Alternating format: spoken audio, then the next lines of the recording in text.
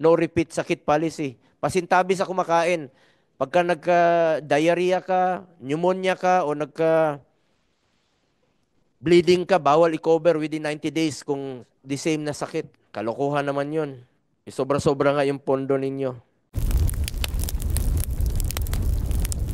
Sa pag-hearing natin, after 5 hearings, ito, pumasok po ang issue ng PhilHealth dahil may reserve fund po ang PhilHealth. May excess funds pala ang PhilHealth. Doon po tayo na bahala. Meron silang 89.9 billion na excess funds na winalis po ng National Treasury. Dahil excess daw po ito. Ngayon, ang problema, winalis na zero pa. Another problem po ito. During the past 5 hearings of this committee regarding PhilHealth funds, which started last July 30, ang 11th na po ito ngayon, including HEA, it was revealed that PhilHealth has excess funding of about 500 billion, while we pointed out that the agency's lapses is not utilizing more efficiently such funds. I believe that it does not give justice to deprive PhilHealth of the government subsidy. It is the poor, the hopeless, and the oppressed Filipinos who will suffer ultimately. Hindi po ang PhilHealth ang napaparusahan dito, kundi ang milyon-milyong pasyente na umaasa po sa PhilHealth. Paano na lang po ang Pasko natin nito? Paano na lang po ang Pasko ng mga kababayan natin? Andiyan yung pangamba. Bakit zero?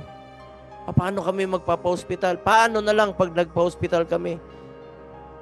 Tutulungan ba kami ng PhilHealth? While we previously called for scrutiny of the PhilHealth budget, sa totoo lang, ayaw kong ma-zero ang subsidy sa inyo. Dahil nawala na nga kayo ng pinalipat na excess funds sa National Treasury. Salamat sa Supreme Court at pinigilan nila yung natitirang 29.9 billion. Subalit, yung 60 billion, nawalis na. I do not agree that we should completely defund subsidy for PhilHealth. This is unacceptable and anti-poor. Does not solve the problem. In fact, it creates another problem. Ulitin ko, nawalis na nga ang excess fund, na zero pa ang budget ninyo sa 2025.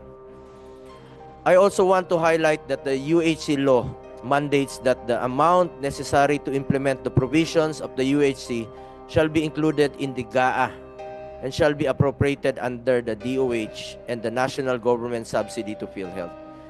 May pinanggagalingan po yan, parte po ng koleksyon mula sa syntax sa ilalim ng Republic Act 11346 o Republic Act 11467 ay nakalaan po dapat sa implementasyon po ng UHC, kabilang na ang subsidy po para sa PhilHealth. Salamat sa ating principal sponsor ng UHC law, pinaglaban niya po ito. We want also to seek clarification with the experts on the legality of this move to defund PhilHealth. Ipinasa ng Kongreso ang batas na binubuwisan ng ilang tax products para mapunta sa health at implementasyon ng UHC. Ang tanong dito, saan napunta ang budget na dapat para sa PhilHealth? Kung may tinanggal na budget sa PhilHealth dahil kulang ang benepisyong binibigay nila, dapat po sa health po ito eh. Kaya nga po, PhilHealth. Hindi po dapat sa iba gagamitin ito. Concern ko lang po dito sa PhilHealth naman, kayo po'y sa health nga eh. Hindi naman negosyo yung PhilHealth. Pangkalusugan po yan. Ano ho ba ang prioridad ninyo sa ngayon? Tingnan nyo po, ang daming mga pasyente naghihingalo, hindi nila alam saan sila humingi ng tulong para sa pagpapa-hospital. Yung iba ayaw na pong magpa-hospital. Takot magpa-hospital. Ayaw magpa-hospital. Maraming na-admit dyan. Kung ano yung binayad nila, kinalta sa sweldo,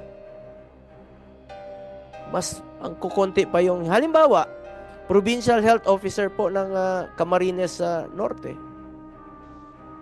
Na-admit siya, 4 million. Ang sinagot ng PhilHealth, 27,000. Na-admit siya muli. 6 million ang sinagot ng PhilHealth, 29,000. 57,000 lang po ang sinagot ng PhilHealth out of 10 million na billing niya. Ang kinalta sa sweldo niya, 200,000. Lugi pa siya. Nakakalungkot, namatay pa siya. Hindi niya napakinabangan yung kinontribute niya. Yan po ang kinababahala ng lahat. Ngayon, na miyembro po ng PhilHealth, lahat tayo miyembro eh. Yung iba, sinasubsidize naman po ng gobyerno. Bakit napakaliit po nito? I-compute nyo po. Kung magkano ang budget nyo, sabi nyo, inaprubahan nyo na po. Tinaasan nyo yung inyong konsulta package ng 1.7 from 500. So, ilan ho bang nakinabang? Nakinabang ba ang 115 million Filipinos? Hindi. Ngayon pa kayo nagkakandara pa kasi naging issue na kayo. Tandaan natin, pang 6 hearing na natin ito. Ang sinasabi nyo, nire-review nyo pa ang inyong packages, nire-review nyo ang inyong case rates na 9,000 case rates. Hindi nyo masyadong binigyan ng pansin. Ngayon kayo nagkakandara pa dahil naging controversial na po ang PhilHealth. Kung hindi naging controversial ang PhilHealth, wala. Relax lang kayo. Nagplano pa kayong mag-party. Gagastos ng mahigit 100 milyon. Wawa naman yung Pilipino. Konsensya naman kayo. Saan napunta ang budget? Yun ang tanong natin dito. There is also a provision in the Universal Healthcare Act that premium subsidy for indirect contributors shall be included annually in the General Appropriations Act. Nasa batas po na dapat bayaran ng gobyerno ang premium para sa mga indirect contributors at mga walang kakayahang magbayad ng premium.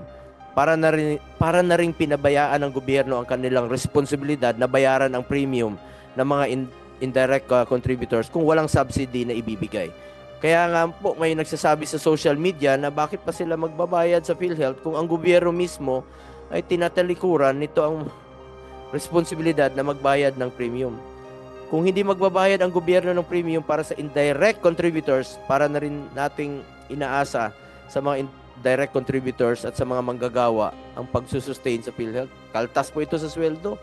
Pinagpawisan po ito ng ating mga kababayan. Dapat makinabang ang mga direct contributors dito. Dapat yung binayad nila, mas malaki pa yung makukuha nila. Meron dyan buntis, mag-asawa. 40,000 yung na-contribute nila yearly sa PhilHealth.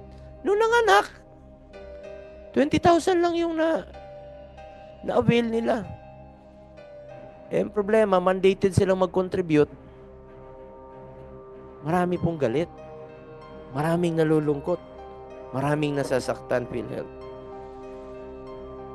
Kaya nga, sabi sa social media, bawal magkasakit sa susunod na taon. We kept on urging PhilHealth to expand its benefit packages, especially for top 10 mortality diseases. Ito yung mga pinangako nyo ha. Meron kayong commitment letter dito.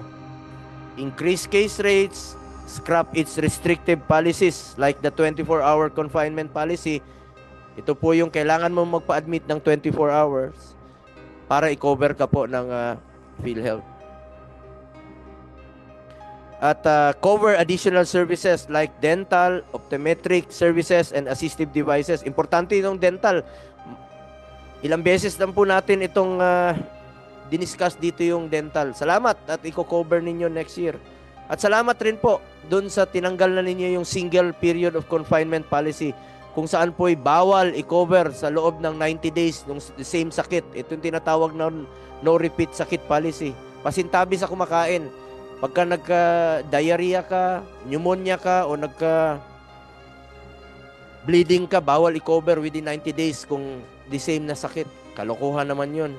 Sobra-sobra nga yung pondo ninyo. PhilHealth also recently approved the inclusion of dental services. Importante po ito sa bundok. Yung iba, ginagamit na lang yung sinulid para pangtanggal ng ngipin. I-cover nyo po yan. At itong importante rito, yung konsulta package ninyo, dapat po alam ng Pilipino. Napansin ko, 5 million lang po nakakaalam eh. Yung iba hindi nila alam. Yung nakaka-avail, 5 million lang po.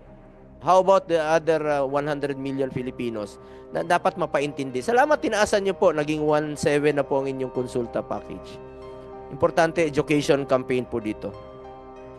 In addition to an emergency care benefit, glasses and optometric services for children, among others, ito po yung inyong pinangako. I also commend the recent approval of a second round increases in selected case rates by 50%. O kaya naman pala eh. Naaprubahan nyo nga sa loob ng 1 linggo. Noon, since July 30, August, September, October, November, almost 5 months na po ang pag-hearing natin. Sabi nyo, pag-aaralan nyo. Pero kung gusto nyo talagang gawin sa loob ng 1 linggo, kaya naman. Papasalamat din tayo sa ating resource persons at health advocates dahil kung hindi dahil sa kanilang pakikipaglaban, hindi matutupad ang dagdag na benepisyo dito. No? Kayo po yung sumusuri dito. Sulit ang ating pangungulit. It now falls on the hands of PhilHealth to fulfill its promises. Sana po,